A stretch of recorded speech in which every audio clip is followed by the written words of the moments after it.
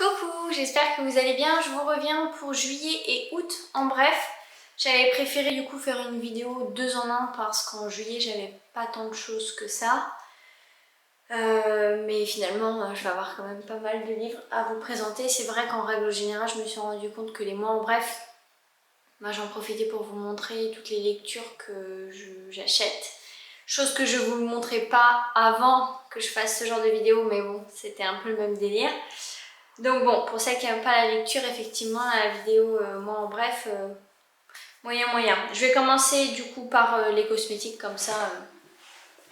Et ben celles qui veulent les cosmétiques sont les premières servies. Et puis après, si les lectures ne vous intéressent pas, bah, vous pourrez voilà, regarder une autre vidéo. Je voulais vous parler de l'huile au monoeil de la marque Marine & Vine, je crois que ça se prononce comme ça, qui était présente dans la box de Mon Corner B.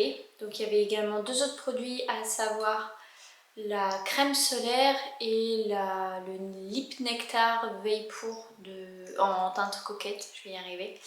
Donc j'avais envie de vous parler de ce produit là parce que c'est celui que j'ai le plus utilisé. Alors bon, les produits corps, vous savez certainement que j'en ai beaucoup, mais qu'au final j'en utilise que très peu.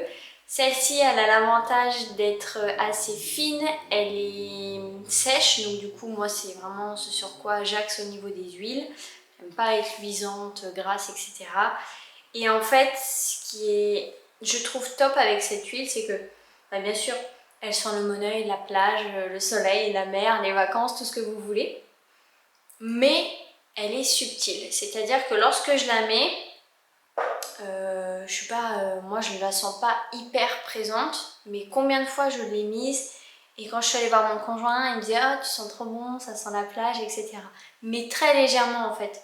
Donc c'est pas l'huile hyper cheap, genre d'Yves Rocher, enfin j'ai rien contre Yves Rocher, mais ce genre d'huile de monoeil qui sent hyper fort et qu'on sent dans une foire ou je sais pas, enfin on sent les gens qui mettent du monoeil à vue d'œil quoi. Là celle-ci elle est vraiment très légère et bah, du coup elle nourrit parfaitement la peau, mais du coup elle est voilà, très subtile et c'est son point fort je trouve. Bon celui-là je vous en ai parlé en long, en large et en travers, c'est le déodorant de chez Ushuaïa donc, que j'avais choisi en fleur d'oranger. Bon je sais pas ce que je vais en faire, il est pratiquement plein machin. Donc j'en ai parlé avec une abonnée qui m'a dit que le hibiscus c'était pareil, qu'elle voulait même le garder en sorte de retouche dans la journée dans son sac à main, mais que même comme ça il servait vraiment à rien. Et j'ai une autre copine qui m'a dit que celui à la coco elle avait pas de problème. Donc, de toute manière les déodorants ça reste quand même une affaire assez personnelle. Moi le déodorant Le Molly, beaucoup de personnes l'aiment, pour moi c'est une horreur, donc bon voilà, mais celui-là non. Je suis embarrassée, je ne sais pas ce que je vais en faire. J'arrive à la fin de mon huile Bioretinol plus et booster de Evolve Organic Beauty. Et je voulais me racheter un petit format parce que moi les huiles c'est vraiment par parcimonie. Enfin avec parcimonie, je suis pas une nana à huile, je suis plus une nana à sérum. Et donc je me suis dit bon allez, je vais voir d'occasion sur Vinted ou Vinted s'il y a mon huile herbivore chouchoute. Et oui, je l'ai retrouvée, donc c'est la Lapis. Donc je l'ai pris en petit format, le format 8 ml, parce que chez Herbivore c'est 8 ml ou genre 40 ou 50 ml, donc voilà quoi. Et 8 ml, ça me convient. Je suis tellement contente de retrouver cette huile à la merveilleuse couleur bleue qui sent divinement bon. Le Blue Tansy et le jasmin. Et c'est un pur bonheur. Donc je l'ai eu pour 3 francs 6 sous, je crois que je l'ai payé, sans les frais de port j'ai dû la payer 10 €. Ouais c'est ça, et j'en ai eu pour 13 € au total. Voilà, je suis bien contente. Donc là j'ai pas encore terminé mon huile jaune bonbon de Evolve, mais quand je l'aurai terminée, je passerai à la Lapis. Maintenant parlons lecture. Je vais vous présenter un que j'ai, bien sûr, je choisis forcément celui qui est tout en dessous. la logique, Flavie. Je vais vous présenter celui que j'ai offert à mon fils qui se nomme Un jour j'ai eu une idée, écrit par Kobi Yamada, illustré par Mae Bessom, aux éditions Le Lotus et l'Éléphant. Donc c'est une histoire, donc voici l'histoire d'une idée brillante et d'un enfant qui lui permet de prendre vie. L'idée grandit au fur et à mesure que l'enfant prend confiance et un jour, il se produit quelque chose d'incroyable. Cette histoire s'adresse à tous ceux, grands ou petits, qui un jour ont eu une idée en apparence trop ambitieuse, trop originale ou trop complexe. Cette histoire les invite à accueillir cette idée, à lui laisser de l'espace et à attendre qu'elle porte ses fruits. Parce que cette idée ne va pas s'en aller, au contraire, elle va ouvrir un chemin. Gros coup de cœur pour ce livre. Déjà les illustrations parlent d'elles-mêmes. Alors il y en a une, j'avais même pas repéré et c'est mon fils qui m'a dit mais regarde maman, c'est à l'envers. C'est celle-ci. Et en fait, quand on retourne, effectivement, mais on voit les maisons. Et là c'est le petit bonhomme. Voilà, c'était juste pour l'anecdote. C'est une histoire en plus qui au fur et à mesure va prendre des couleurs. Là, on voit que l'idée est légèrement colorée. Et donc au fur et à mesure, il y a de plus en plus de couleurs. Et l'idée du coup grossit, il la porte là. Et puis à la fin, ben voilà. C'est vrai que c'est aussi bien pour les grands et les petits. Je trouve que pour les petits, ça leur permet de croire en eux et de ne pas se limiter. Et pour les grands, en fait, c'est la même chose.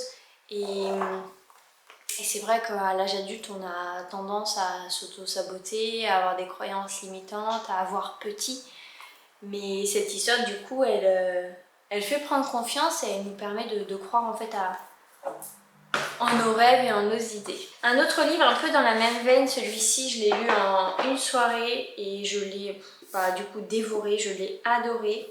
C'est l'histoire L'enfant, la taupe, le renard et le cheval de Shirley MacCasey. Donc cette fable universelle et bienfaisante s'adresse à toutes les générations. Elle raconte une histoire d'amitié entre un enfant, une taupe gourmande et pleine de vie, un renard que les épreuves ont rendu méfiant et un cheval sage et serein. Tous les quatre explorent le vaste monde, ils se posent des questions, ils traversent des tempêtes, ils apprennent à s'aimer. Cette ode à l'innocence et à la bienveillance transmet des leçons de vie qui vont toucher le cœur de plus d'1 million de lecteurs. Je comprends pourquoi. Tout d'abord, les illustrations qui ont été réalisées par l'auteur. Eh bien, le coup de crayon est juste magnifique. J'aimerais vous retrouver, il y a une petite anecdote aussi dans ce livre qui m'a fait sourire quand je l'ai lu. C'est celle-ci. On voit des petites taches et l'auteur a noté « Mon chien a marché sur le dessin, il est tout à fait d'accord. » Voilà, ça m'a fait rire. Ce livre c'est le genre de livre que vraiment j'ai envie d'offrir à mes proches parce qu'il est tellement beau. Je vais vous lire quelques passages vraiment au pif. Parfois je me sens perdue, dit l'enfant. Moi aussi, dit la taupe, mais on t'aime et l'amour c'est comme une maison. J'ai appris à vivre le moment présent. Comment tu fais demande l'enfant. Je trouve un endroit calme, je ferme les yeux, je respire. Et après je me concentre. Sur quoi? Sur un gâteau, dit la taupe.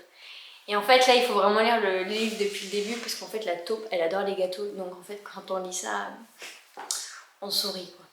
La plupart des vieilles taupes que je connais regrettent d'avoir écouté davantage leurs peurs que leurs rêves. En fait, c'est un livre qui peut se lire d'une traite, où effectivement on va découvrir l'histoire des quatre, mais on peut très bien l'ouvrir un jour et lire la phrase.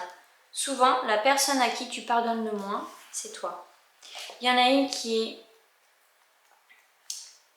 que j'adore. C'est étrange, on voit seulement l'extérieur des gens, mais presque tout se passe à l'intérieur. Celle-ci, je l'aime beaucoup. Voilà. Donc c'est ça pour tout. Et c'est vraiment... si vous le trouvez en librairie, n'hésitez pas à le feuilleter. Mais moi je vous invite vraiment à vous l'offrir parce que c'est vraiment une vraie douceur. Un livre que j'ai lu, il y en a que j'ai lu, il y en a que j'ai commencé et il y en a que j'ai pas du tout lu. La boîte de Pandore de Bernard Werber. Je dois en faire une revue livresque sur mon compte Instagram qui maintenant se nomme Sur les pas de l'âme. J'ai adoré ce livre, vraiment. De Bernard Werber, j'en ai lu 3. L'Ultime Secret, L'Empire des Anges et celui-ci. Donc là, il traite vraiment des vies antérieures, donc de l'incarnation. Et du coup du passé, de l'histoire.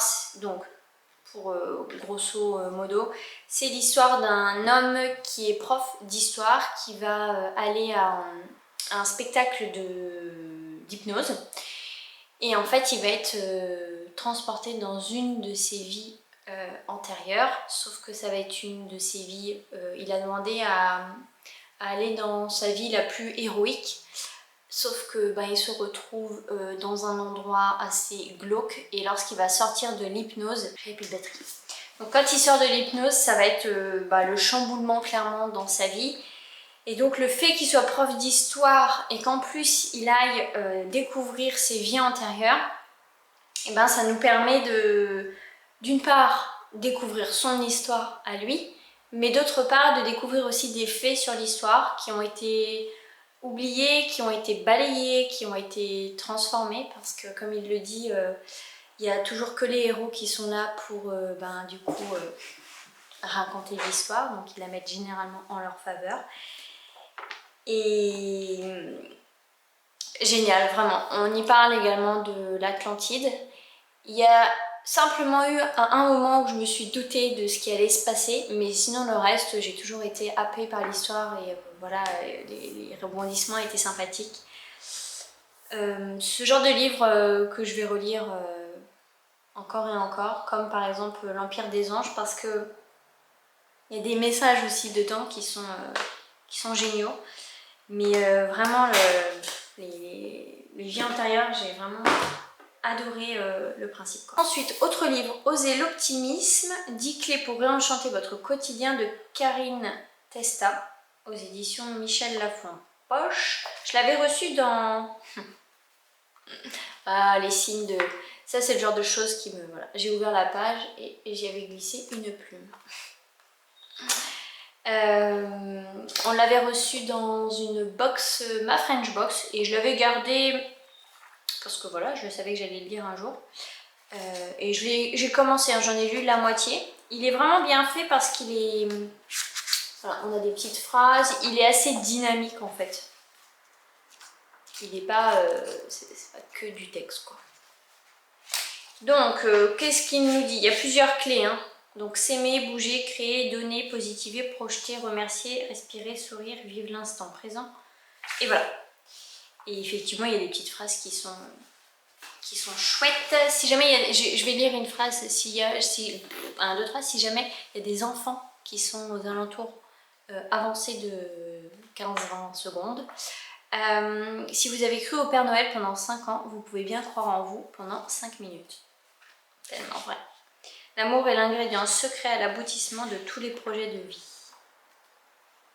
Et donc voilà, il y a des petits exercices, des partages, voilà.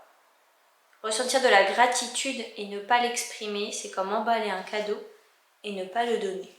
Ouais, ça c'est bien, ouais, je suis complètement d'accord. Tout à l'heure, j'ai dit quelque chose à mon conjoint par rapport à la gratitude que je ressentais par rapport à quelque chose que je viens de traverser. Et effectivement, de le dire, ça concrétise encore plus la gratitude et ça permet aussi de partager à autrui cette gratitude. Et vraiment, le partage aussi, c'est tellement nourrissant.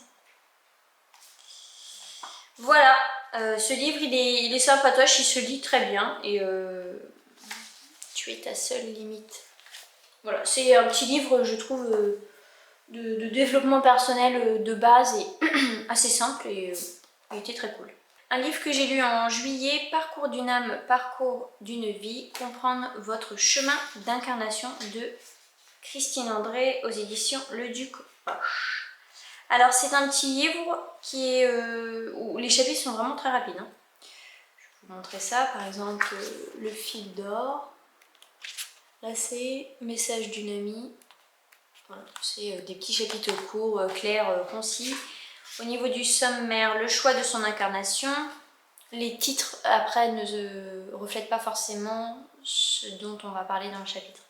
Le théâtre, comme au cinéma deuxième nuit, le choix des parents, la première incarnation, une grossesse non désirée, l'enfant, l'éducation, l'adolescence, les vieilles âmes, retrouvailles de deux âmes, la solitude, la dépression, le suicide, etc. etc. L'âme quittant son enveloppe.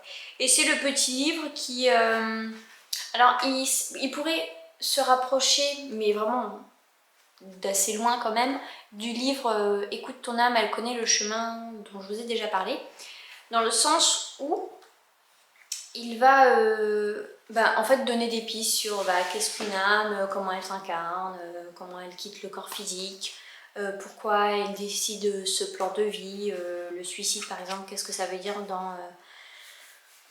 dans le choix de l'âme, ou alors justement que c'est le libre arbitre de la personnalité qui choisit de se suicider et que ce n'était pas acté dans le plan pré-incarnation de l'âme, et donc qu'est-ce qui va en découler en fait pour les prochaines incarnations. Donc en fait c'est un petit livre, c'est un peu le béaba, enfin le béaba, si tant est qu'il y a un béaba, mais voilà un petit livre. Je pense à des livres en fait que j'ai au niveau de la naturopathie où c'est vraiment les bases en fait. Ouais, voilà, on va dire que c'est le livre un peu des bases de tout ce qui peut avoir attrait à l'âme, l'incarnation, etc. Un livre que j'ai acheté en même temps que celui de Bernard Werber, c'est Il de Aldous Huxley aux éditions Pocket. De cet auteur, je n'ai lu que Le meilleur des mondes qui nous avait été demandé de lire en termes par le prof de philo, qui est tellement, comment dire, d'actualité. Et celui-ci me parle beaucoup, il me rappelle un peu l'histoire du film La plage avec Leonardo DiCaprio. Bienvenue à Pala, une île où l'Orient et l'Occident s'embrassent, où tout est pour le mieux, dans le plus juste, le plus pacifique environnement qui soit. Utopie, soit. Mais pour Will Farnaby, heureux naufragé, le rêve est bien réel. Communion des hommes et de la nature, paradis artificiel, méditation, sagesse, liberté. On la disait imaginaire, Pala s'ouvre à lui, bien réel. Hélas, cette enclave idéale ne tarde pas à attirer les plus funestes convoitises. À croire que ce que l'homme a fait de plus beau, l'homme peut le défaire. Donc celui-ci, j'ai hâte de lire dans le sens où, voilà, comme Bernard Werber, ça va être enfin, La boîte de Pandore plutôt, ça va être un roman qui va me permettre de faire voyager mon esprit et pas trop réfléchir, parce que voilà, les livres de développement personnel, de nutrition, etc. restent quand même des livres où j'ai besoin d'être attentive à ce que je lis pour un minimum comprendre et enregistrer les informations. Et enfin, deux livres toujours en lien avec les âmes, etc. Donc un que j'ai lu aux deux tiers, Ma vie au service des êtres de lumière de Daniel Gauthier aux éditions Le Dauphin Blanc. Qu'est-ce que je pourrais vous dire de ce livre? Il y a deux parties effectivement, donc ça va être des questions-réponses, un peu comme ce livre-là où voilà, on se pose des questions sur les âmes et elle apporte sa réponse à elle, canalisée de mémoire aussi par des êtres ascensionnés, je crois bien. Parce qu'elle nous dit quoi là? La première partie du livre, un bilan de son travail spirituel répond aux questions les plus fréquemment posées. Qu'il s'agisse du monde angélique, des êtres de lumière, du contact avec les êtres décédés, des entités du bas astral, des esprits de la nature, des enfants médiums, du suicide, de la télépathie avec les animaux ou des âmes sœurs, Daniel Gauthier a le don de démystifier avec simplicité le monde de l'astral. Deuxième partie où elle raconte les aventures hors du commun qu'elle a vécues lors de ses voyages initiatiques dans différents lieux sacrés de la planète. La troisième partie du livre est consacrée à des enseignements précieux qu'elle offre habituellement dans ses formations. La plupart d'entre eux proviennent directement de ses guides avec qui elle est en contact permanent depuis son enfance. Et la quatrième partie regroupe quelques témoignages de personnes ayant vécu des expériences qui les ont particulièrement marquées. Donc là j'en suis au niveau où elle parle des expériences qu'elle a vécues dans différents endroits du monde. Il y a des trucs, c'est genre... Ouais, l'intuition et tout, c'est juste dingue. Qu'est-ce que j'ai bien aimé dans ce livre, en tout cas pour la première partie que j'ai lue et terminée? Eh bien les différents thèmes abordés, comme les anges et les êtres de lumière nous protègent-ils vraiment? Peut-on ressentir ce qu'une autre personne vit même si elle se trouve à des centaines de kilomètres? Peut-on vivre des blocages ou des peurs provenant de vies antérieures? Qu'est-ce qu'une connexion d'âme? Qu'est-ce qu'un soin énergétique? Qu'est-ce qu'une âme errante? Doit-on garder les cendres d'un être cher dans notre maison? Voilà. Et du coup, ce que j'ai aimé, c'est qu'elle apporte sa réponse à elle, mais elle nous partage également des témoignages de personnes. Même si des témoignages, il y en a au niveau de la 4e partie, il y en a déjà dans la première partie. Et ça, j'ai bien aimé. Comme dans Écoute ton âme, elle connaît le chemin. Je trouve que ça apporte du dynamisme et puis de ne pas avoir que le point de vue en fait de l'auteur ou l'autrice. Donc voilà, et puis je verrai après la partie 3 qui sera intéressante, d'autant plus avec ma pratique du coup maintenant dans l'énergétique qui va être... je suis sûre que ça va m'apporter plein de pistes et puis les témoignages aussi. J'aime bien les témoignages. Et le dernier livre que j'ai eu chez Nose, je sais plus comment je l'ai payé, mais 3 francs 6 sous. C'est le livre « Et enfin la vie prend tout son sens » de Caroline Goldfi aux éditions Le Duc Pratique. Donc itinéraire d'un éveil à la spiritualité. C'est un petit livre encore une fois qui est assez court. Et là c'est vraiment comme une sorte de journal intime. Je regarde si non on n'a pas les... genre 1er avril 2018. Non, on n'a pas ça. Par contre on a... Ah oui, ce qui était bien aussi c'est qu'on a... des intervenants philosophes ou autres qui interagissent dans le livre. Par exemple, Alexandre Jolien, je ne les connais pas tous, hein. Thierry Bizot, Bernard Campan, Serena Desson, donc ils reviennent plusieurs fois. Et au niveau du sommaire, donc ma vie d'avant, un autre chemin, grâce à lui, 24 heures de plus, la lumière jaillit, être moi, mon maître intérieur, Cato à ma sauce, jamais sans mes guides, chacun son chemin, d'autres envies, de nouveaux comportements, ma fille, mon couple et maintenant un livre. Et là aussi je pense qu'il va se lire vite. Après avec ce genre de livre, comment dire, il faut que l'écriture me plaise parce que sinon je peux vite en mode journal intime et ça me gonfle et voilà. Mais par contre si c'est palpitant et que ça attise ma curiosité, alors du coup je prendrai grand plaisir à lire le livre. Et un oracle que j'avais repéré de ça il y a quelques temps lorsque les 2 filles avaient fait une campagne Ulule et je m'étais posé la question de me l'offrir et puis vu que c'était au niveau de cercle de femmes, féminin, sacré, etc. je m'étais dit que ça allait pas trop me botter et puis là en fait je me le suis offert en août et je regrette pas. C'est un oracle où moi je trouve que le livret,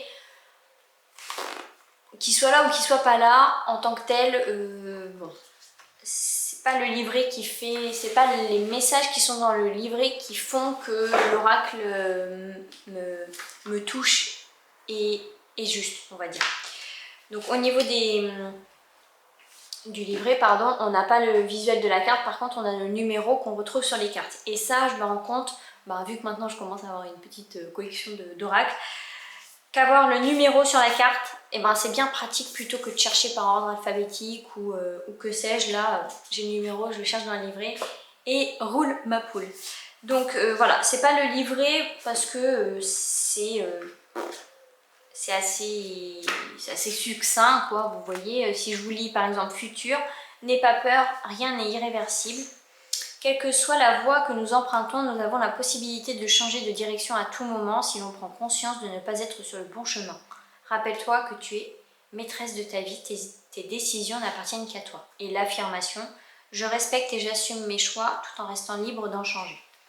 En fait, moi cet oracle, j'aime bien l'utiliser parce que déjà, je trouve qu'il est juste magnifique, hein, ces couleurs nude, terracotta, pâle, kaki, gris, enfin j'aime beaucoup. Et c'est le genre de carte que je vais piger en demandant quel est le message du jour ou quelle est l'énergie de la semaine. Et en fait le message en bas de la carte me suffit. Donc par exemple, pleine lune. Et donc c'est célèbre ton évolution. Et en fait, je vais la poser sur mon bureau et je vais laisser infuser l'énergie de la carte. Lorsque j'aurai besoin et que mon intuition me dira de lire la carte, et ben je serai de nouveau imprégnée par le message.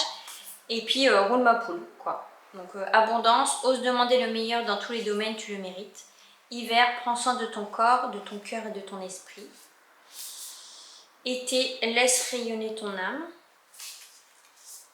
Ancêtre, celle-là je l'aime beaucoup, ça me rappelle Pocahontas, on voit le visage là dans l'arbre. Ancêtre, honore ton histoire familiale, elle contribue à la richesse de tes racines. Bon après, si par exemple le message de la carte ne me parle pas, je peux aller bien sûr dans le livret, et là je peux aussi avoir davantage de messages, quoi. Présent, le calme intérieur t'aide à cultiver la gratitude. Donc vraiment les illustrations, moi je les aime beaucoup. Donc voilà, c'est le petit oracle joli et simple de démarrage. D'ailleurs, il y a une de mes abonnées, Christine, si tu passes par là, je t'embrasse, qui se l'est offert et j'espère qu'il lui plaira parce que du coup ça va être son premier oracle. Et je trouve que comme premier oracle, voilà, c'est pas divinatoire ou quoi, là c'est un petit message du jour et je trouve qu'il est, ou de la semaine, ou peu importe. Je trouve qu'il est cool. Et en plus, il est hyper inclusif, hein. On le voit au niveau de la couverture de la boîte. On va avoir des blondes, des brunes, des femmes à la peau blanche, à la peau métisse, à la peau noire, avec des taches de rousseur qui vont être plus ou moins fines, plus ou moins galbées au niveau des formes. Et ça, on adore. Voilà pour les produits de juillet et août en bref. En septembre, nous sommes le combien là? Je crois qu'on doit être le 12, 13 à peu près. Non, on est le 12. J'ai déjà beaucoup de choses à vous présenter, on n'est que le 12, donc ça va être encore une vidéo assez longue. Et je vous ai pas reparlé de ma commande Mon Corner B, parce que je vous ai fait une vidéo du coup unboxing et que je vous ai parlé de quelques produits dans mon dernier vlog, donc je me suis dit que ce ferait redondant pour vous. Et bah écoutez, je vous embrasse bien fort et puis je vous dis à la prochaine.